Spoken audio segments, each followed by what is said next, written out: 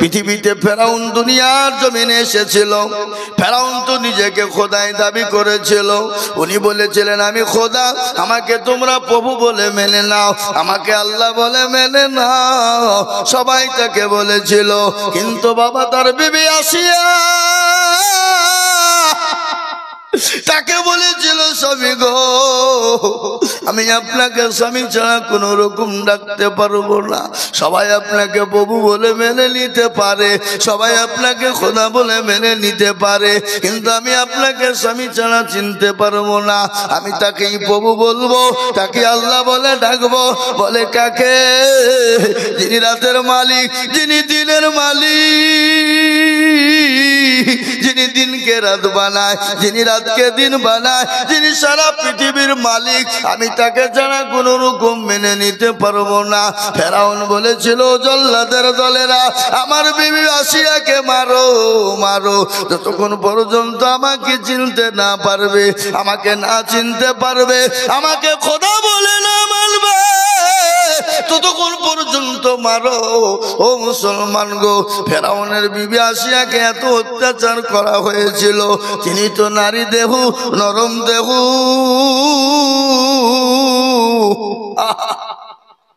নারী দেহু, নরম দেহু, তাকে প্যারাকের ওপর শুইয়ে দেওয়া হলো। প্যারাক বুঝেন না আপনারা? প্যারাক, এ বাবা, কাঠের ওপর প্যারাক আপনার সাজানো হলো, কাঠের ওপর প্যারাক কাটাকে সাজিয়ে দেওয়া হলো। নারী দেহ, নরম দেহ লঙ্গা করে দিয়ে আসিয়াকে আপনার প্যারাকের উপর শুইয়ে দেওয়া হলো। পিঠে বুকের ওপর দিয়ে পাথর সাজিয়ে দেওয়া হলো, আর একটা একটা করে পাথর, একটা একটা করে প্যারাক ওই আসিয়ার শরীরে ঢুকে যায়, ক্ষত বিক্ষত হয়ে যায়, শরীর দিয়ে রক্তর ভূমকানি হয়ে যায়। আল্লাহ বলে, ফেরেশতা,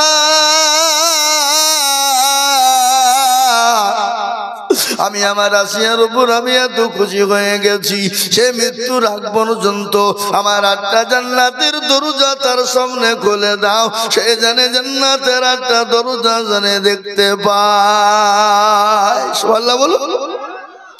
মুসলমান দরদি,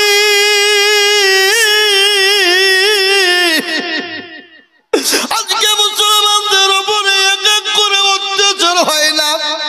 ফেরাউনের জামানা থেকে মুসলমানদের উপর অত্যাচার হয়েছে, মুসলমানদের উপর জুলুম হয়েছে, মুসলমানদের উপর ইসলামের উপর অত্যাচার হয়েছে, মুসলমানদের দিনের উপর অত্যাচার হয়েছে। আবু জেহেল পর্যন্ত নমরুদ দিকে নিয়ে যত আপনার বেঈমান এসেছিল, ইসলামের তারা শত্রুতা করে গেছে, কিন্তু ইসলামকে তারা ঠেকাইতে পারেনি। কেন পারেনি জানেন?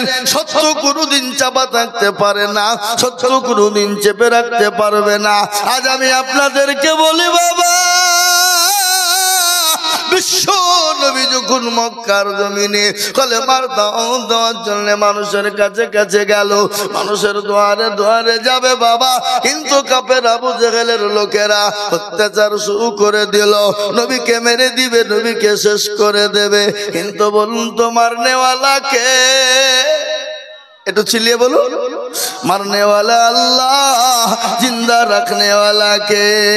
আল্লাহ নবীকে মারার কত রকমের ষড়যন্ত্র তৈরি হলো। আবু জেহেল গ্রামে ঢোল পিটে দিয়ে বলল, কে আছো গো?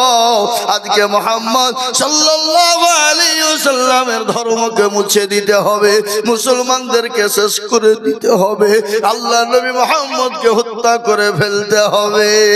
কে পারবা বলো?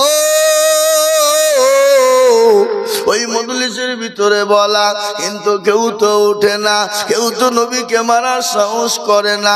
আবু জেহেল অর্ডার দিয়ে বলল, শোনো, আল্লাহ নবী মুহাম্মদকে যে মেরে দিতে পারবে, যার গর্দানটা উড়িয়ে দিতে পারবে, তাকে 100টা উট দেওয়া হবে, সুন্দর রমণীর সঙ্গে বিয়ে দেওয়া হবে, এবং খালি তাই নয়, এবং তার হাতে মক্কার রাজত্বটা তুলে দেওয়া হবে।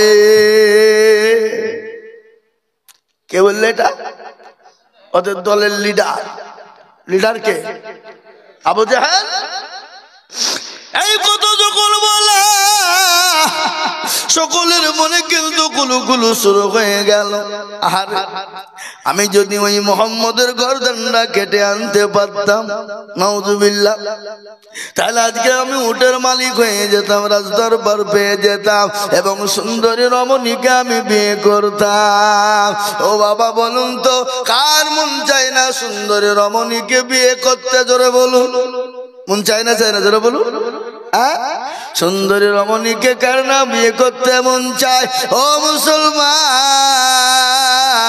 দরদি কান করে শোনেনি, কিন্তু মজলিসের ভিতরে কেউ তো উঠে না, মোহাম্মদকে মারার জন্য কেউ খাড়া হয় না।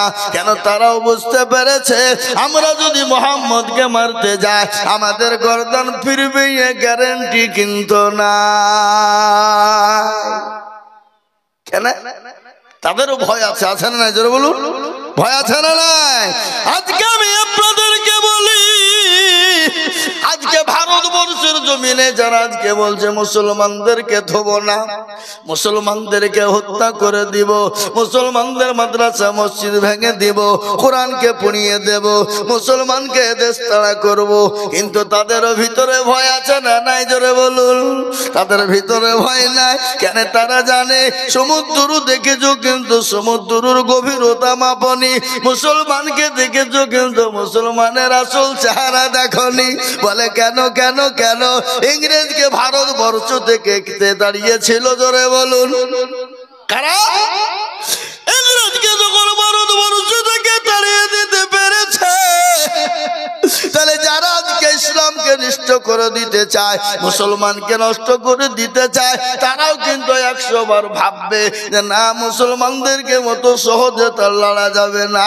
কেন? মুসলমানদের পাশে কেউ নাই, কিন্তু একজন তাদের পাশে আছে, এটা তারা জানে, তার পাশে হলো আল্লাহ।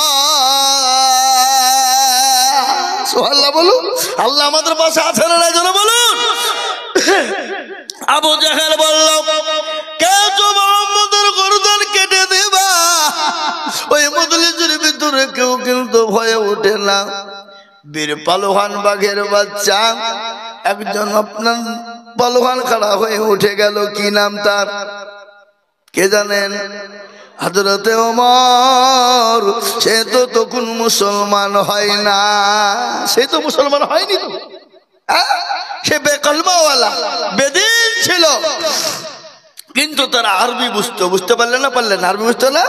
আল্লাহু আকবার। আল্লাহ নবীকে মানার জন্য আবু জাহেল ওমর উঠে বলল, কত বড় বেহায়া লিলজ, আল্লাহ নবীকে মারবে ওমর। আবু জাহেল বলে, ওমর গো,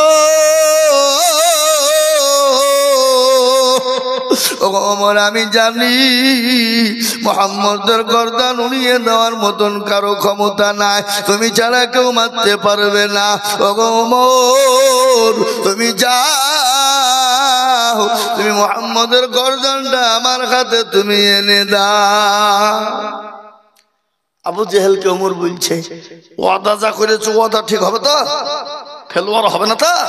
বলে কোনো টেনশন নাই, কোনো চিন্তা নাই। কিন্তু কাফেরদের মধ্যে ওয়াদা করলে ওয়াদা তারা ভঙ্গ করতো না, ওয়াদা করলে ওয়াদা কিন্তু খেলাপ করতো না।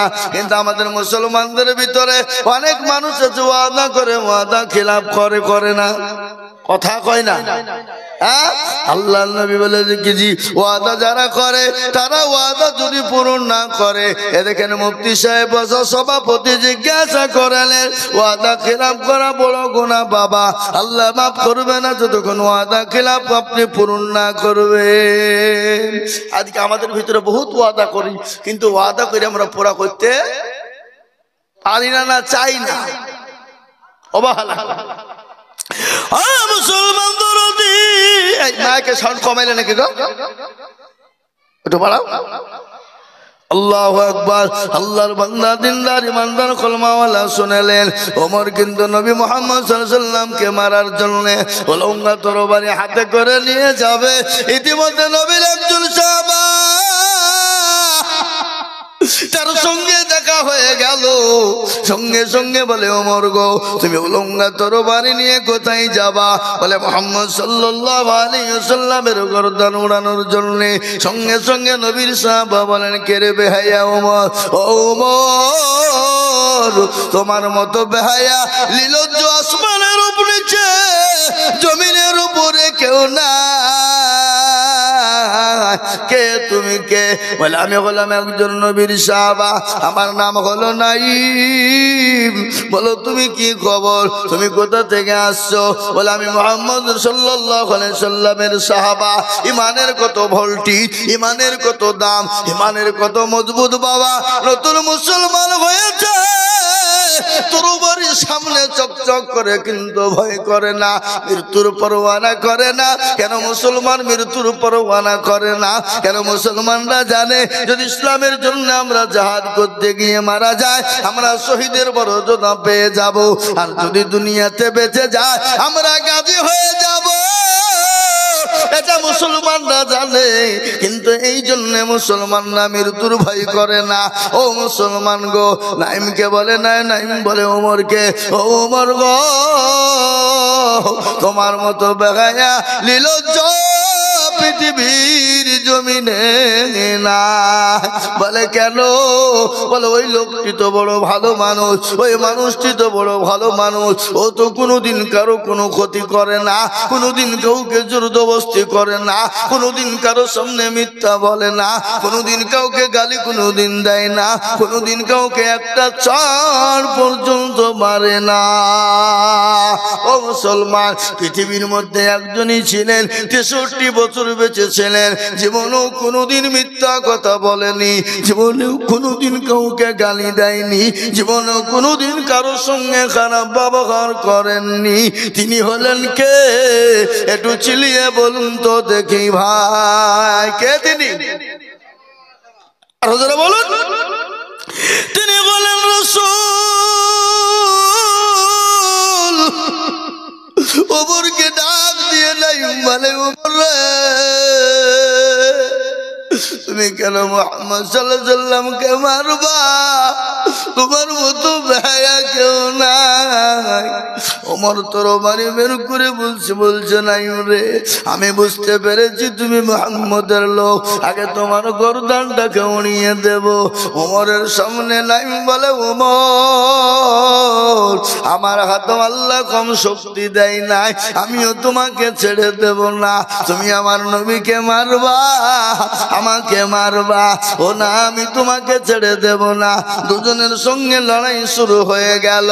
নাঈম বলে, ওমর, আমাকে মারবা, আমার নবীকে মারবা, তার আগে তোমার বাড়ির খবর নাও। বলে বাড়ির খবর কি হয়েছে? বলে তোমার বিবি, তোমার বোন ফাতেমা আর তোমার ভগ্নিপতি শাহিদ, তারা নবীর হাতে গা দিয়ে কলমাওয়ালা হয়ে গেছে। সুবহানাল্লাহ বলুন। কলমাওয়ালা হয়ে গেছে। খবরটা নিয়ে দেখো। ওমর বলছে হতে পারে না। বলে না, হতে পারে না, খবর নিয়ে দেখো। বাড়িতে কাছে গিয়ে দেখছে গুনগুন গুনগুন গুনগুন গুনগুন গুনগুন শব্দ। বাবা, কিসের শব্দ? জোরে বলুন, কিসের? আর এখন আমাদের বাড়িতে গেলে কিসের শব্দ বাবা?